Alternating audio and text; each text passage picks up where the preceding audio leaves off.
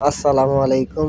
আমি কিছু কথা আপনাদের সাথে শেয়ার করব, যেটা আমার দেশ ও জাতি কিছু মানুষ আছে তারা আমার কথাগুলো শুনে স্তব্ধ হয়ে যাবেন। প্রথমেই আমি আমার পরিচয় দেই। আমার নাম হচ্ছে অপু। আমি একজন ইতালি প্রবাসী। আমার ইতালি আসার গল্প।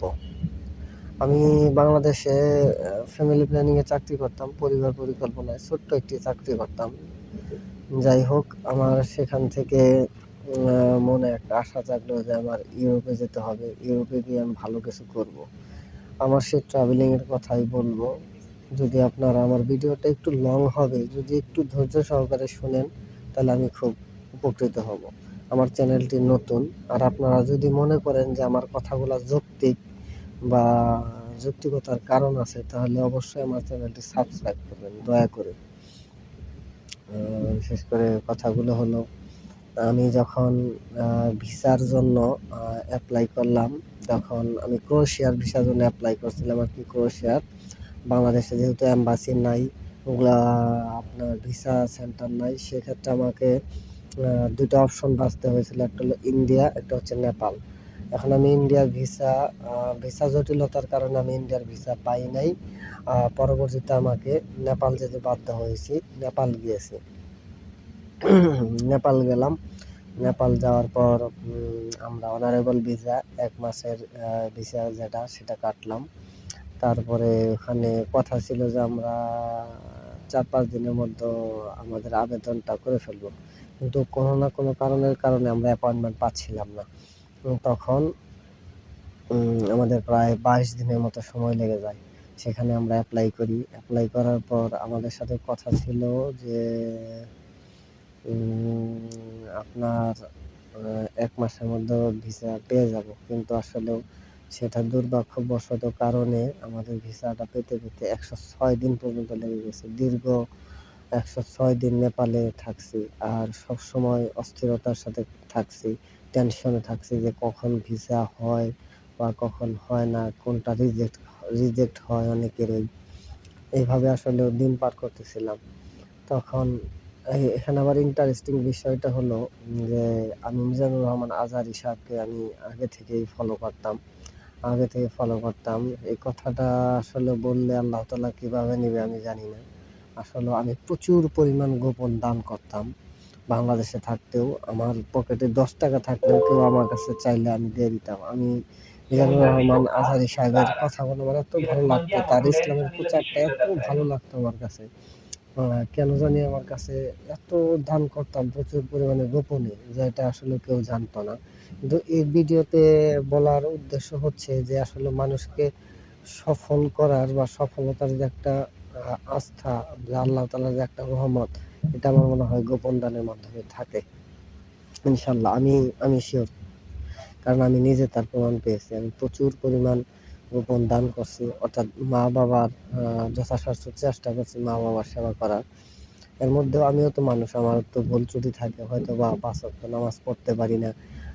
নামাজ না পড়তে পারি না। কিন্তু ব্যতিক্রম হলেও আসলে দান সদকা এটা মানুষের আল্লাহ তাআলা রহমতের চাদরে তাদেরকে ঢেকে নেয়। তাদেরকে আসলেও একটা সুযোগ দেয় ভালো হওয়ার। পরবর্তীতে আমি নেপালে বিশেষ কিছু মুসলমান আছে যারা, তাদেরকে আমি প্রচুর পরিমাণ টাকা-পয়সা দেখা হইলে বা নামাজে গেলে মসজিদের সামনে তারা দাঁড়ায় থাকতো।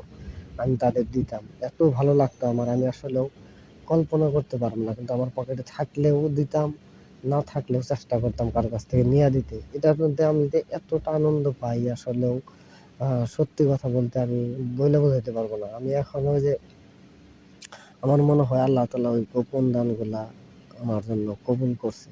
আল্লাহ আমারে এই ইতালিতে আনছে, যেখানে আমি ৳১৫,০০০ বেতনে চাকরি করতাম পরিবার পরিকল্পনার ছোট্ট একটা বেতনে। সেখান থেকে আমি মাসে আলহামদুলিল্লাহ ৳১.৫ লাখ থেকে ৳২ লাখ ইনকাম করি। সবই আল্লাহ তাআলার ভালোবাসার, ওই যে গোপন দানগুলা করছি, ওই দানগুলার পাওয়ার। ইনশাআল্লাহ আমার কখনো বিফলে যায় না। এই দুনিয়াতেই আল্লাহ দেখায়।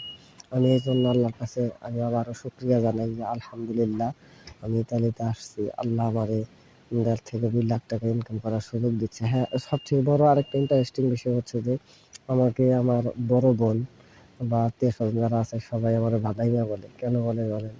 আমি যা ইনকাম করি আব্বা আম্মারে পাঠায় দেই।